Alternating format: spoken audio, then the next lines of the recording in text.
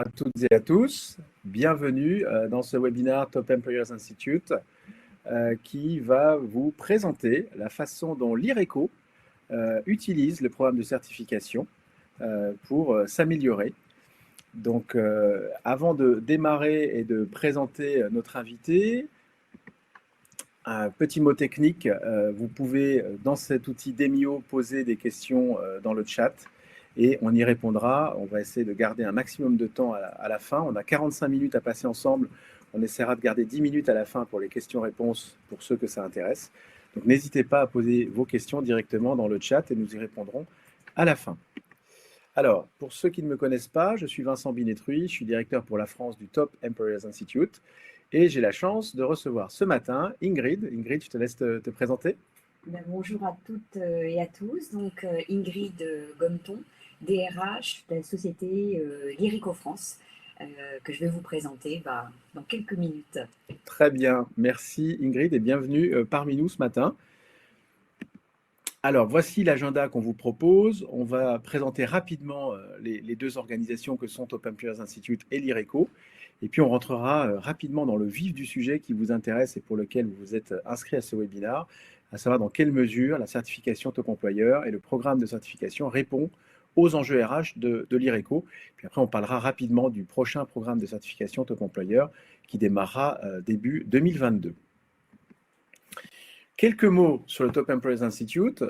Aujourd'hui, le Top Employers Institute, c'est l'autorité internationale indépendante dont le métier est d'auditer et de certifier les process, les stratégies et les pratiques en matière de ressources humaines des organisations en France, mais des organisations partout dans le monde, puisque pour 2021, nous avons certifié près de 1700 organisations dans 120 pays, sachant que 94 organisations ont été certifiées Top Employeur en France, donc pour l'année 2021. Vous avez à l'écran les logos justement des entreprises qui ont été certifiées pour l'année 2021 en France. Donc on va passer rapidement, mais vous voyez quelques logos quand même connus. Ensuite, Top Employer Europe, ce sont les entreprises qui sont certifiées dans un minima 5 pays en Europe pour pouvoir prétendre à la certification Top Employer Europe. Et puis, vous avez à l'écran les entreprises qui sont certifiées Global, avec différentes conditions, certifiées dans un certain nombre de pays minimum, un certain nombre de continents, pour pouvoir prétendre à la certification Global. Donc, vous voyez quelques noms connus également qui ont choisi de se faire certifier de façon mondiale. Ingrid, je te laisse la parole pour présenter l'IRECO et particulièrement, en effet, la partie l'IRECO France et les projets qui vous animent.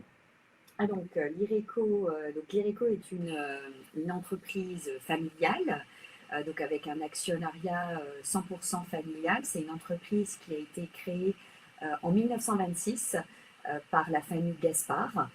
Donc, pour la petite histoire, donc c'est une papeterie qui a ouvert donc à Valenciennes et puis qui a commencé à travailler en particulier avec des entreprises. Donc le siège est en France et plus particulièrement à Marly. Donc Marly, pas en région parisienne, Marly, donc à côté de Valenciennes.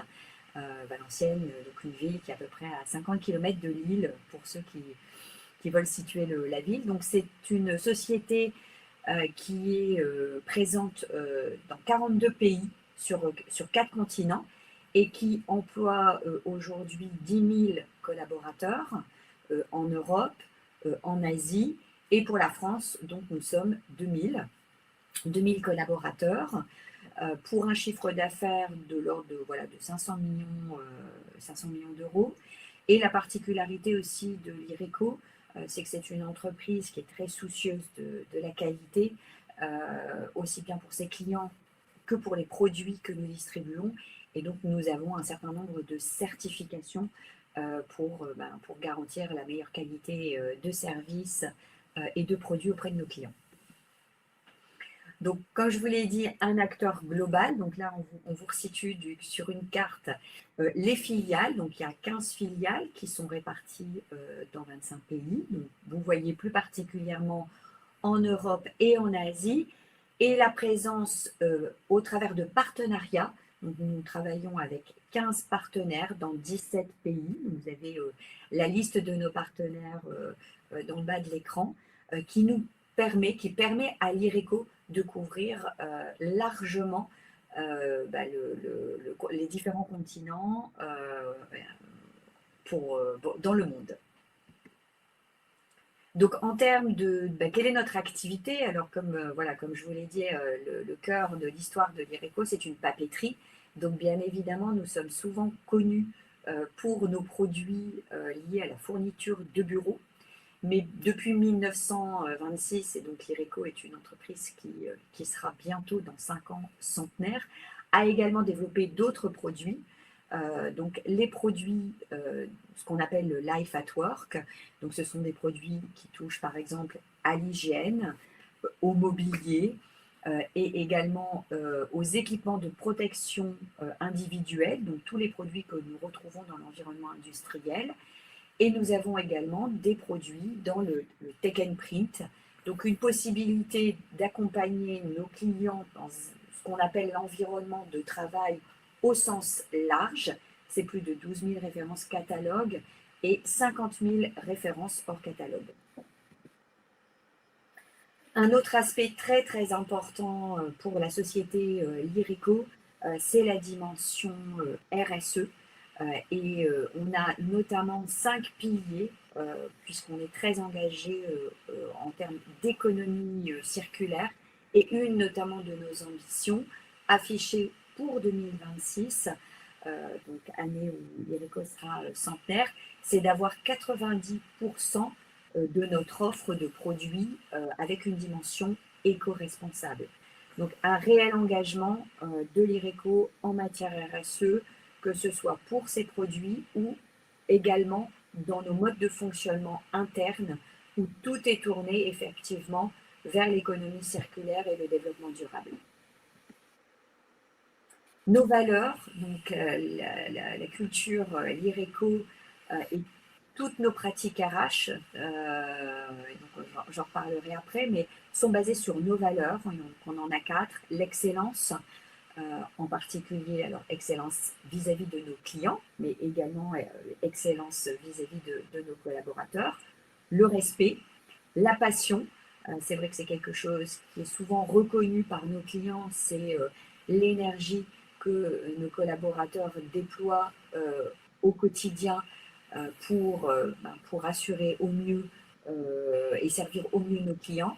Et enfin, l'agilité, notamment au travers de nos offres et également au travers de notre activité générale, développer des nouveaux produits, développer des nouveaux canaux de distribution, que ce soit par le web, la relation client, et aussi par exemple dans nos livraisons, puisque par exemple, pour vous donner un exemple, sur Paris, nous travaillons depuis un certain temps maintenant, nous avons développé le transport fluvial pour les livraisons en région parisienne, et après avec un système de triporteur pour livrer nos clients en région parisienne. Donc, l'agilité est aussi une valeur forte au sein de l'IRECO. Notre politique ressources humaines, donc l'homme est au cœur de l'entreprise, et l'idée effectivement c'est aussi d'avoir cette même exigence, cette même excellence auprès de nos collaborateurs, donc avec une politique de recrutement et d'intégration qui est développée. Donc on a énormément digitalisé nos process et j'y reviendrai après ces dernières années. On mène énormément d'actions en faveur de la qualité de vie au travail. Alors le télétravail, mais tout ce qui touche à la mobilité, la conciergerie. On a développé aussi tout l'environnement de travail, l'ergonomie. Une politique de formation innovante qui a été en plus largement boostée avec l'effet confinement, où on a pu développer tout ce qui est e-learning, mobile learning, et on a également un partenariat avec LinkedIn. La communication RH qui est entièrement digitalisée, notamment au travers d'un réseau social interne, et l'installation d'écrans dynamiques au sein de nos différents établissements, que ce soit nos centres logistiques ou nos centres de livraison. Et Top Employeur, alors même pour la 10e année consécutive, et effectivement, c'est une vraie fierté en interne, cette certification Top Employeur. Et enfin, la responsabilité sociale. L'idée, c'est effectivement de travailler la relation sociale et la relation humaine dans le long terme. Et ça passe au travers de l'environnement de travail. Il y a de vraies précautions, une véritable attention portée sur l'environnement de travail au sein de l'IRECO pour nos collaborateurs. En même temps, nous avons ce même soin pour nos clients, donc il est complètement logique que nous l'ayons aussi pour nos collaborateurs. Une politique de diversité, au travers du handicap, mais aussi du thème de l'insertion sociale et de l'inclusion. Le dialogue, un des fondements du management au sein de l'IRECO est le dialogue et le fait de laisser la possibilité à nos collaborateurs de s'exprimer au travers, par exemple, d'un réseau social interne comme Workplace ou encore des enquêtes de satisfaction collaborateur que nous avons par exemple, que nous appelons la Great People Survey, GPS, et tout ce qui touche au contrôle et à la mesure, effectivement, s'assurer que tout ce que nous mettons en œuvre, ce soit une réalité pour nos collaborateurs, donc baromètre de satisfaction et également le code éthique pour avoir un système d'alerte si malheureusement ça n'était pas le cas. Et ensuite, notre communauté, donc nous menons un certain nombre d'actions citoyennes, nous travaillons étroitement avec nos fournisseurs et enfin, on a un programme humanitaire au sein de l'IRECO qui s'appelle l'IRECO for Education. Donc ça fait plusieurs années maintenant que l'IRECO a un partenariat avec une association dans le domaine humanitaire qui s'appelle CARE. Et nous utilisons ce partenariat, nous valorisons ce partenariat en interne. Nous le faisons vivre avec nos collaborateurs grâce à différentes actions de soutien pour obtenir des fonds. Alors, ça va de l'organisation d'événements dont les fonds sont reversés à l'IRECO for Education. On invite aussi nos clients à pouvoir faire des dons au travers de nos partenariats pour l'IRECO for Education. Et nous organisons beaucoup d'événements en interne pour récolter des fonds. Et tous ces fonds permettent de financer des projets avec l'association CARE. Et là, actuellement, donc, on a un partenariat pour construire une école, pour former des professeurs au Cambodge. Voilà, et donc l'IRECO for Education, ça existe depuis 2008, donc un véritable engagement. C'est 3 millions d'euros de dons collectés et reversés à des ONG. Plus de 115 000 enfants qui ont été scolarisés grâce au programme l'IRECO for Education dans 6 pays que nous avons soutenus. Et ça représente 328 écoles à travers le monde. Donc un véritable également engagement, pas uniquement pour nos collaborateurs, mais l'idée est aussi que cette générosité soit tournée vers les autres et en particulier les enfants. Merci beaucoup Ingrid pour cette introduction sur qui est l'IRECO.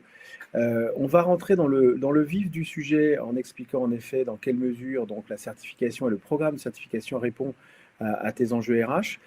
Juste avant, je vais faire un focus sur ce qui est vu par le BCG comme étant les nouveaux enjeux des DRH. Peut-être que certains d'entre vous connaissent cette matrice. C'est une matrice, une étude qui est faite chaque année par le BCG et qui vise à classer d'une part sur l'axe vertical quelle est l'importance des sujets RH et sur l'axe horizontal les capacités qu'ont les DRH à traiter ces sujets. Donc on voit la bonne nouvelle quand même, c'est qu'en bas à gauche, ce seraient les sujets qui seraient très peu importants et où les DRH ont les capacités en plus pour les traiter. Il n'y en a pas, la bonne nouvelle. En revanche, sur le strong need to act, quels sont les sujets vraiment prioritaires où les DRH se sentent un peu dépourvus pour traiter ces sujets-là? Et on voit qu'on en a 15 de sujets prioritaires, ce qui est assez important. Et donc on voit bien l'étendue en fait des enjeux aujourd'hui des RH. C'est 12 dans le monde seulement, donc il y en a un peu plus et c'est pas toujours les mêmes. Il y en a un peu plus en France. Alors on voit quand même que certains sujets comme justement les relations sociales, ça reste un sujet d'importance, mais c'est un sujet qui est maîtrisé, donc finalement il est plutôt en jaune. mais sur la partie rouge, on voit des choses comme le talent management, comme le digital HR, comme l'employer branding, rewards and recognition. Je pense que le contexte actuel, vous en conviendrez, avec les NAO qui s'annoncent, va être un peu compliqué entre ces besoins de reconnaissance et le contexte inflationniste que l'on connaît aujourd'hui, etc. Donc vous voyez qu'il y a un certain nombre de sujets qui a été spoté en fait par le BCG pour les DRH en France. Donc, on va rentrer dans le détail et on va voir comment effectivement le programme de certification permet justement aux DRH d'adresser ces enjeux et donc plus particulièrement dans le cas de l'IRECO. Donc on voit là sur l'écran, vous voyez en fait finalement les 4 raisons particulières qui poussent généralement un ou une DRH à rentrer dans le programme de certification. On va rentrer tout de suite dans le détail de la partie benchmark. Si de façon, on va dire, générique, on reprend les missions en fait d'un DRH ou d'une DRH, c'est piloter les RH, mettre en place les meilleures pratiques, proposer le meilleur parcours collaborateur possible, mais au regard justement de ces nouveaux enjeux RH, on voit bien qu'il y a également des enjeux d'attirer les meilleurs talents, surtout dans le contexte actuel, de proposer des environnements de travail de plus en plus hybrides, de préserver la santé des collaborateurs et surtout l'équilibre vie pro, vie perso, qui a été bien impacté ces derniers mois, mettre en place des nouveaux modèles managériaux et puis évidemment se renseigner sur comment finalement certaines entreprises ont peut-être ou mieux géré la situation passée ou gèrent mieux la situation actuelle. Donc toute cette notion de benchmark qu'on voit déjà pointer au travers de ces enjeux. Alors les challenges, eh bien, c'est de disposer d'éléments d'analyse objectifs, c'est-à-dire c'est pas seulement de se dire voilà ce que je ressens, mais voilà factuellement ce qui se passe réellement, et puis faire reconnaître la pertinence des pratiques RH. On voit bien qu'il y a également des nouveaux challenges, c'est d'être prêt pour cela à remettre en question les pratiques en place, de savoir où trouver les bons insights, parce que finalement, il y a une pléthore sur le marché d'informations, mais quelles sont les bonnes informations fiables et sur lesquelles on peut s'appuyer. Et puis, une devise finalement qui est de plus en plus prégnante chez les RH, c'est comment faire plus, voire beaucoup plus, voire mieux et voire beaucoup mieux avec souvent moins, voire beaucoup moins. Voilà. Donc c'est comment essayer de résoudre cette quadrature du cercle. Alors pour ce faire, comment le programme de certification aide? Eh bien, le premier élément donc, de benchmark en termes de proposition de valeur, c'est de permettre aux entreprises qui participent au programme de certification de se benchmarker avec les autres organisations certifiées et on leur fournit justement un maximum de data pour pouvoir se comparer, pour pouvoir justement mettre en exergue quelles peuvent être les priorités en termes de stratégie RH pour l'année suivante. Donc ça peut être un excellent outil d'aide à la décision. Et puis, toutes ces insights, ça peut être tant au niveau local qu'au niveau international, avec des études et des rapports spécifiques. Donc, à ton niveau, Ingrid, justement, comment toi, tu utilises ces données et comment la partie benchmark t'impacte, toi, dans l'amélioration de ta stratégie RH? Alors, le benchmark, c'est clairement un pilier dans le partenariat qu'on noue avec Top Employeur. Parce qu'effectivement, en tant que RH, on a besoin en permanence d'être aligné avec ce qui se passe dans le monde dans lequel on vit, en termes d'expérience collaborateur. Et j'ai envie de dire, il faut en permanence se renouveler, à la fois pour les collaborateurs qui sont présents dans l'entreprise, mais aussi pour ceux qu'on souhaite attirer. Et on sait que la situation actuelle va entraîner demain une tension sur certains métiers et donc le besoin d'attirer des profils. Donc, quand on est top employeur depuis 10 ans au sein de l'IRECO, pas toujours évident de remettre en cause parfois des dispositifs et de se renouveler. Et là, le benchmark et le partage d'expérience avec d'autres entreprises top employeurs est vraiment précieux pour nous et très intéressant parce que ça nous permet vraiment de nourrir et de s'inscrire dans une dynamique d'amélioration continue. L'amélioration continue, c'est un véritable levier au sein de l'IRECO. Alors, c'est souvent un thème qu'on utilise dans les métiers, on va dire plutôt de production, on parle d'amélioration continue en logistique, mais finalement, dans la stratégie RH, la stratégie sociale, on peut aussi mettre en place une dynamique d'amélioration continue. Et c'est ce que nous avons fait notamment dans 3 domaines. Alors, justement, ce qui est intéressant, c'est que ça correspond bien à la liste des 15 sujets prioritaires qui ont été, dont tu viens de partager avec nous, Vincent. Et 3 domaines où il y avait très clairement un besoin de se renouveler ou au contraire de se développer. Le onboarding, puisqu'il était clair qu'au sein de l'IRECO, on avait, on va dire, cette étape clé dans la relation avec un collaborateur n'était pas suffisamment forte, n'était pas suffisamment engageante. Et nous avions justement remarqué que nous avions une légère hausse des taux de départ de collaborateurs avec une faible ancienneté à l'initiative du collaborateur. Donc, encore une fois, la pertinence d'avoir des indicateurs RH qui nous disent, tiens, attention, on a des collaborateurs qui ne restent pas forcément et qui partent, soit la première année ou dans l'échéance à 3 ans. Et il nous a paru indispensable de travailler la dimension onboarding. Et c'est exactement ce que nous avons fait en nous nourrissant d'expériences d'autres entreprises top employeurs qui avaient travaillé cette thématique. Et donc, fort de l'expérience de nos autres entreprises top employeurs, nous avons complètement revu en 2020 les étapes du onboarding au sein de l'IRECO, et on est allé également jusqu'à les personnaliser en fonction des métiers, puisqu'on s'est aussi rendu compte que intégrer un commercial était différent d'intégrer un collaborateur en livraison ou en logistique, ou également au sein des fonctions support, les réalités étant différentes. Donc on a vraiment professionnalisé le onboarding de manière aussi à tenir compte de la réalité opérationnelle du collaborateur. Et vraiment, ça a été très intéressant parce qu'on s'est nourri de sociétés top employeurs qui avaient justement des populations, soit plutôt commerciales, soit plutôt logistiques, pour affiner notre process de onboarding en interne. Super. L'autre domaine, c'est la gestion des talents, qui est aussi un véritable enjeu au sein des entreprises, et je pense que ça n'est pas propre à l'IRECO. Donc la nécessité de revoir tout ce qui touche à la gestion de la performance, la gestion du potentiel, et dans la mesure où nous venions de mettre en place un nouveau dispositif SIRH Workday en 2019, il était vraiment très intéressant pour nous de nous nourrir d'entreprises qui avaient déjà une longueur d'avance sur nous sur cette thématique. Et enfin, il y avait aussi une vraie volonté de développer la culture managériale. Alors ça, c'est en plus très délicat comme sujet, parce que qui dit culture managériale dit aussi qui est l'IRECO, donc se reposer des questions sur les fondamentaux de l'entreprise, ses valeurs, son histoire, pour adapter finalement les actions que nous souhaitions diriger vers nos managers.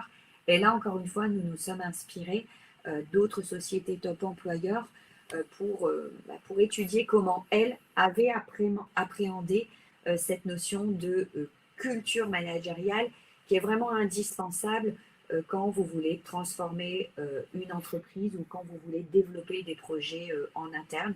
Et plus particulièrement, j'ai envie de dire aujourd'hui, avec le recul, après un contexte de crise que nous avons toutes et tous traversé. Super, merci beaucoup Ingrid pour ces exemples très concrets de l'utilisation des data de benchmark et des échanges avec les autres. Alors, quelques éléments justement un peu chiffrés dans les études qualitatives que nous faisons régulièrement auprès des entreprises certifiées top employeurs. Voilà quelques exemples qui viennent compléter très bien ce que tu viens de dire, Ingrid, sur la façon dont les entreprises utilisent justement ces data et ces éléments de benchmark. Et vous avez également un verbatim donc, du DRH France et directeur du dialogue social pour le groupe Saint-Gobain sur la façon dont justement ça permet de progresser.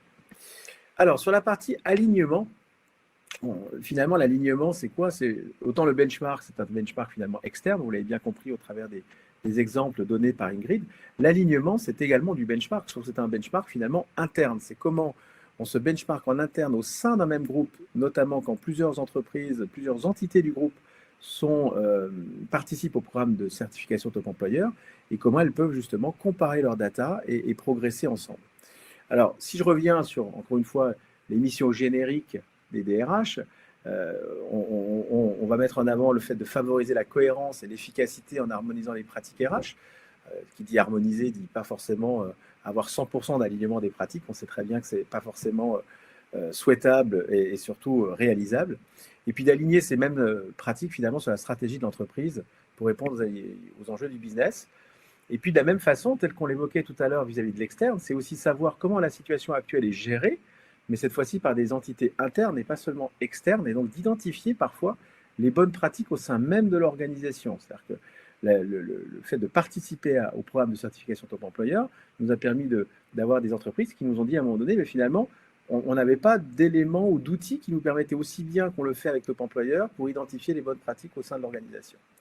Alors, si on revient sur les challenges, disposer d'une vue exhaustive et objective des pratiques RH, et puis surtout, convaincre les différentes parties prenantes, on sait à quel point ça peut être difficile, justement, de l'importance de se comparer en interne. Il y a certaines entités, certains groupes, avec un peu une culture du secret, où les entités préfèrent garder pour elles et ont du mal à échanger. Et donc, un des challenges des DRH, c'est justement de casser un peu ces silos. Et donc, c'est d'inciter finalement les équipes RH à partager leurs bonnes pratiques en interne.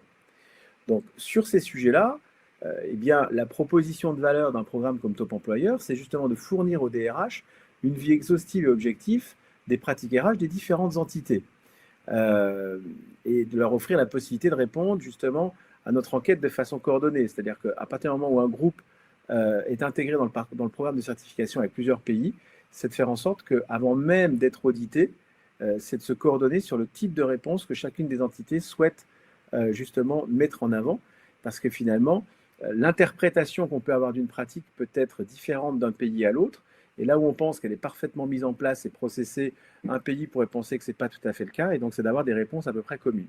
Et là, vous avez un exemple typique d'une analyse hyper macro, puisqu'après on va dans un détail qui est hyper micrométrique de chacune des pratiques, de chacune des entités, ou sur un groupe qui participe sur voilà, une bonne vingtaine d'entités que vous voyez en verticale, sur tous les domaines qui sont évalués et qui sont en horizontal, vous avez globalement, en fonction du couleur bleue, le niveau d'avancement de chacune des entités sur chacune de ces thématiques.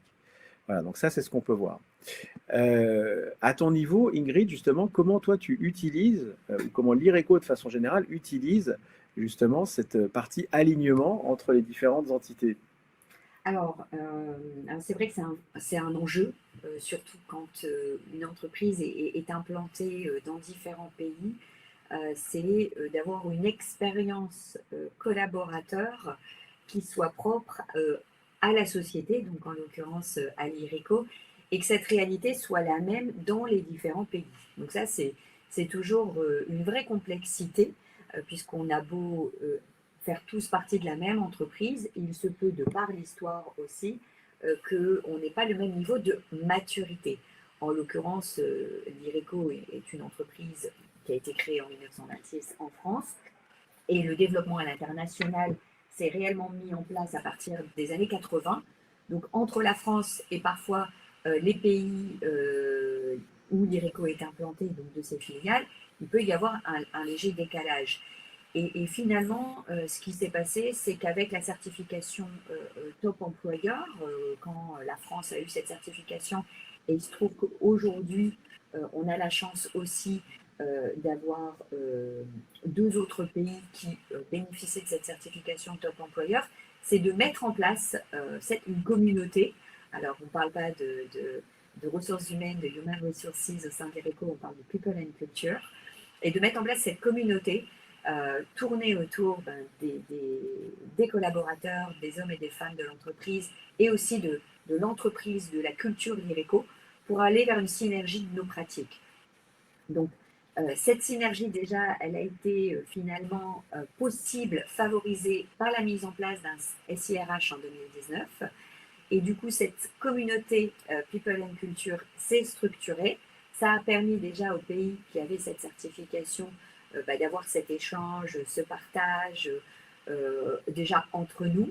Et aujourd'hui, On a notamment identifié une thématique, parce qu'il y a toujours beaucoup de sujets à traiter, mais nous avons identifié une thématique qui nous paraît essentielle et sur laquelle on travaille en synergie, c'est la Talent Review, donc tout ce qui touche effectivement aux revues de performance que nous faisons annuellement, de manière à ce que nos collaborateurs aient la même expérience collaborateur au moment de ce moment annuel où on fait le bilan sur son activité, sur sa carrière, sur ses souhaits d'évolution. Et aussi, notre volonté aujourd'hui, c'est un nouveau projet qui va se mettre en place, c'est la volonté d'avoir un dispositif de graduate programme de manière à attirer des nouveaux talents et si possible leur offrir la possibilité d'avoir des parcours à l'international puisqu'on a la chance de pouvoir offrir cette possibilité, mais encore faut-il que nous l'organisons et que nous la structurons entre les différentes filiales. Donc voilà, cet alignement, on l'a sur des thématiques bien identifiées et il s'est vraiment mis en place aussi grâce à notre outil SIRH que nous avons développé. Super, merci beaucoup Ingrid pour ces illustrations de la partie alignement entre les différentes entités de l'IRECO qui participent à ce jour au programme. Quelques éléments et des verbatims, encore une fois, de comment ces données justement d'alignement sont utilisées et ce qu'elles permettent de faire au travers justement de notre étude annuelle qualitative auprès de nos top employeurs. Donc vous voyez que, encore une fois, il y a une certaine unanimité sur la façon dont ces données peuvent être utilisées. Et puis évidemment, même si c'est rarement la raison première pour laquelle les entreprises souhaitent rentrer dans le programme de certification, puisqu'il y a d'abord cette notion d'amélioration continue qu'a très bien mis en avant Ingrid, et bien si on rentre dans le programme de certification, c'est à un moment donné quand même pour espérer être certifié, pas seulement être dans le programme, avoir des datas de benchmark, d'alignement, mais et bien entendu le fait d'être certifié et de pouvoir promouvoir et développer sa marque employeur au travers du saut de certification top employeur. Donc, si on revient sur les missions des DRH concernant la partie employer branding, c'est engager, fidéliser les collaborateurs, attirer de nouveaux talents, mais de plus en plus aussi de communiquer de façon encore plus transparente et puis démontrer la prise en compte par l'entreprise de l'importance des critères ESG, RSE ou ESG, qui sont des critères qui rentrent de plus en plus en ligne de compte dans les motivations des collaborateurs, soit à rejoindre une entreprise, soit à rester au sein même d'une organisation.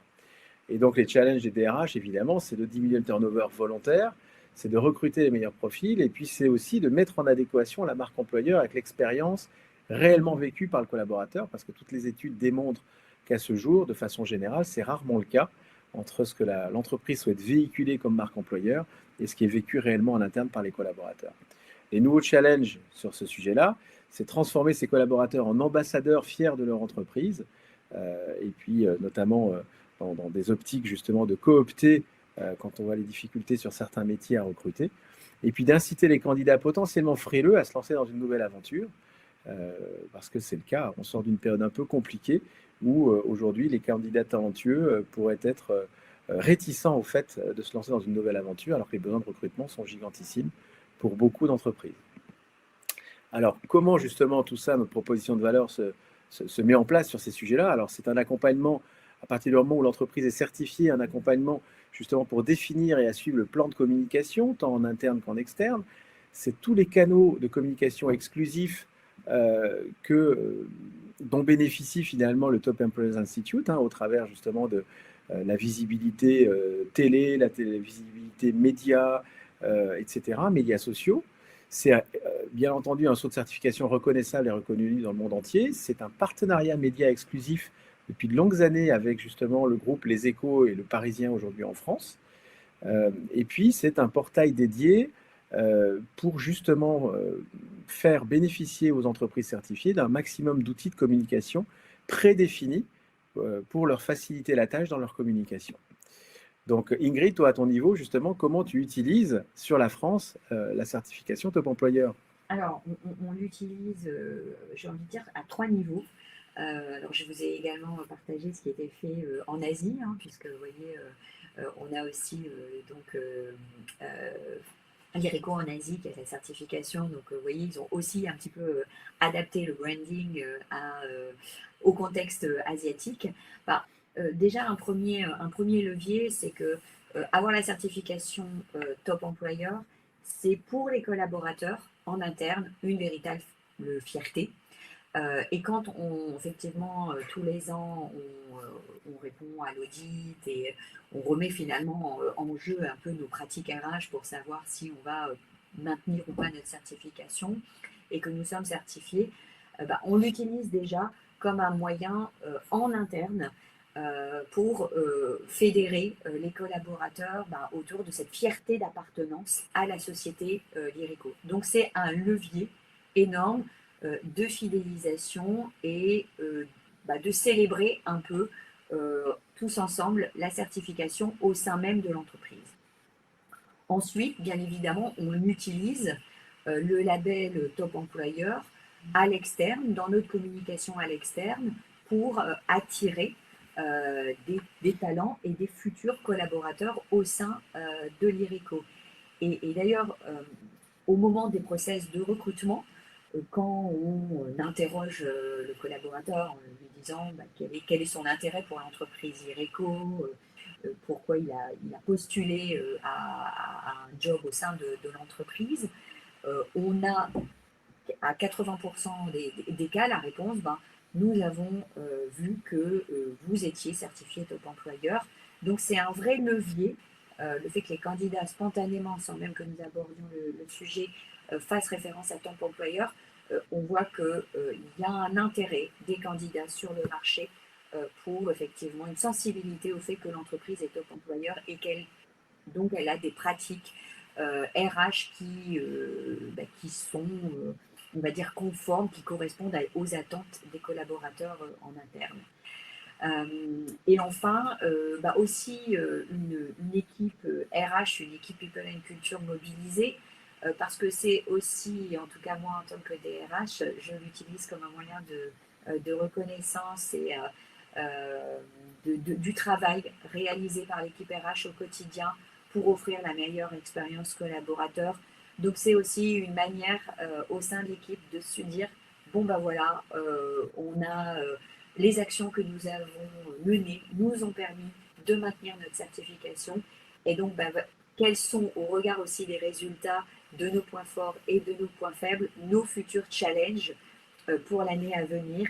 Et ça nous permet de nous remobiliser sur de nouveaux projets où potentiellement bah, l'audit a mis en avant que nous avions encore des axes de développement et de progression. Vous voyez, donc 3 leviers pour utiliser cette certification et je les ai donc aussi illustrés en interne sur comment nous utilisons le brand Top Employeur dans notre communication.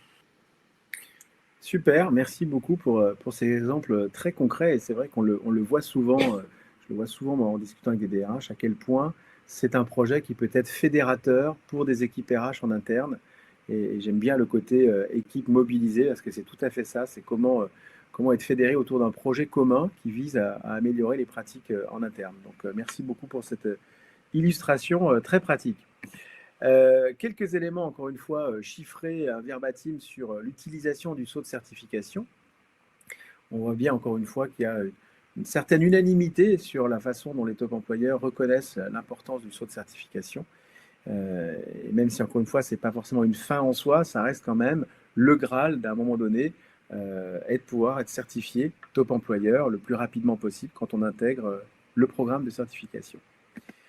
Dernier élément qu'on va évoquer plus rapidement, parce que je vois que l'heure tourne, si on veut laisser la place à quelques questions, la notion de connect, c'est-à-dire comment finalement être connecté à son environnement RH externe quand on est des RH, avec une mission qui évidemment être à la pointe des innovations RH, mais aussi justement d'échanger avec ses pairs sur les difficultés rencontrées dans le contexte actuel, qui est quand même relativement mouvant et challengeant, je crois qu'il faut le reconnaître. Même si le côté Covid est un peu derrière nous, il reste certains éléments très prégnants aujourd'hui au niveau des RH.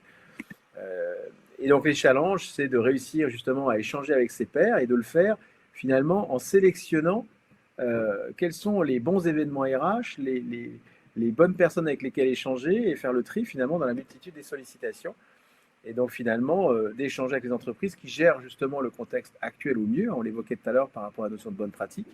Et puis deux éléments qui reviennent souvent quand on discute avec des DRH, c'est finalement c'est un métier assez solitaire et donc c'est d'éviter le risque d'isolement et puis c'est d'éviter de perdre du temps justement à vouloir réinventer la roue parfois ou au contraire en acceptant des sollicitations ou en échangeant et justement euh, en échangeant dans des événements ou dans des contextes qui ne permettent pas forcément de tirer le meilleur profit du temps investi finalement à échanger.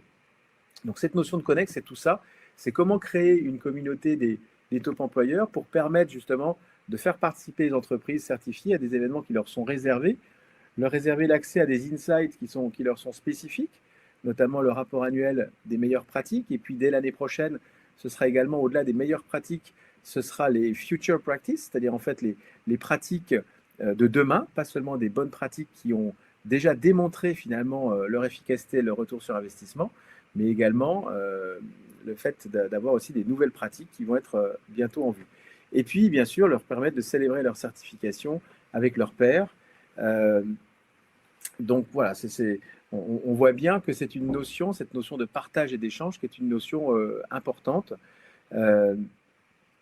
Et voilà, sur cette notion de connect. Alors voilà, quelques éléments encore chiffrés sur la notion de connect et sur la façon dont c'est utilisé par les DRH des différentes entreprises qui sont dans le programme. C'est comment rester à jour sur les meilleures pratiques, c'est comment générer en interne finalement de nouvelles idées, et puis comment construire un réseau RH de qualité, parce qu'encore une fois, la quantité des réseaux RH, elle est présente, et vous êtes toutes et tous probablement très actifs dans certains réseaux, mais l'usage de ces réseaux vous fait probablement dire au bout d'un certain temps qu'en effet, certains réseaux sont peut-être plus qualitatifs que d'autres. Voilà. Donc, c'est la façon dont, en effet, cette partie est perçue par les top employeurs. Alors, on a reçu pas mal de questions pendant le webinaire, mais finalement, on s'aperçoit qu'elles ont été plutôt répondues au fur et à mesure de la façon dont on avançait. Donc, s'il devait y avoir d'autres questions à l'avenir, ben, n'hésitez pas à les poser à Ingrid ou à moi-même. On vous laissera nos coordonnées en fin de webinaire. Quelques mots en fait sur la façon dont le cycle de certification se déroule. Eh bien, en fait, on est sur un cycle en 4 phases, qui est un cercle vertueux finalement, puisque la certification étant une certification annuelle, c'est un cycle qui se renouvelle chaque année, avec une partie de lancement du programme où on vous présente les évolutions du parcours de certification, puisque bien entendu notre référentiel RH évolue chaque année pour tenir compte finalement de l'évolution des process et des pratiques dans le monde des ressources humaines. Et puis on va vous accompagner sur la façon de au mieux utiliser l'ensemble des outils qui sont mis à votre disposition. Ensuite, il y a l'enquête en tant que telle, qui est une enquête en ligne autodéclarative avec 6 domaines, 20 thématiques, plus de 350 bonnes pratiques qui sont auto-évaluées dans un premier temps. Et puis après cette auto-évaluation, eh bien, il y a le travail de nos auditeurs qui vont analyser vos résultats et qui vont venir finalement vous challenger sur les réponses que vous avez pu fournir en vous demandant notamment eh bien, des preuves de ce que vous avancez. Donc on est vraiment sur un audit sur pièce, en tout cas en ce qui concerne un bon nombre de pratiques. Et puis, bien entendu, toute la phase de certification en tant que telle, où au préalable, il y a d'abord un audit externe, c'est-à-dire qu'en tant qu'organisme de certification indépendant, le Top Employers Institute se fait lui-même auditer par un organisme externe pour valider que nos process sont bien cohérents et qu'on ne certifie pas une entreprise qui ne devrait pas être certifiée parce que n'atteignant pas un score minimum, par exemple. Donc toute cette notion de certification et puis de célébration de cette certification, encore une fois, et de mise en avant de votre certification partout dans les médias. Alors voilà le parcours en fait qu'on peut vous proposer au travers des quatre éléments, de 4 piliers de notre proposition de valeur, que sont la marque, le parti Connect, alignement et benchmark. Donc vous allez retrouver en fait un ensemble d'éléments dont on a parlé au cours de cette présentation. Et puis les dates clés pour le prochain programme de certification. Donc le programme ouvrira en avril, donc on a encore quelques temps pour en parler ensemble pour celles et ceux qui seraient intéressés pour rejoindre ce programme.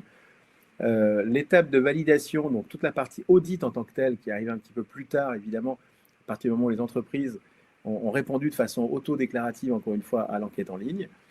Notification de certification qui se fait toujours en novembre, où on vous donne accès également aux résultats de votre audit, donc vous pouvez tout de suite commencer à travailler sur vos plans d'amélioration. Et puis la communication officielle qui se fait toujours en janvier de l'année suivante pour communiquer effectivement à l'ensemble des parties prenantes le fait que vous soyez certifié top employeur. Voilà, quelques éléments sur d'autres événements à venir. Il reste juste 1 minute pour en parler, puisque comme on le disait, on organise régulièrement des webinaires ou des événements, quels qu'ils soient, hybrides, physiques, même si aujourd'hui la tendance est quand même plus aux événements en ligne, comme c'est le cas aujourd'hui. Et donc vous voyez les différentes thématiques et les différentes entreprises qui vont témoigner et apporter un témoignage particulier justement sur certains aspects de pratiques RH qu'ils utilisent ou qu'ils ont développé en interne. Merci à toutes et à tous pour votre attention. Vous avez nos adresses e-mail tant à Ingrid qu'à moi-même. Surtout, n'hésitez pas à nous solliciter. Si d'autres questions auxquelles nous n'aurions pas répondu en cours de session vous venez à l'esprit à la suite de ce webinaire. Merci Ingrid et moi. Merci Ingrid encore d'avoir accepté cette invitation et d'avoir été parmi nous ce matin. Avec plaisir. Et puis à très bientôt à tout le monde. Merci beaucoup. Merci.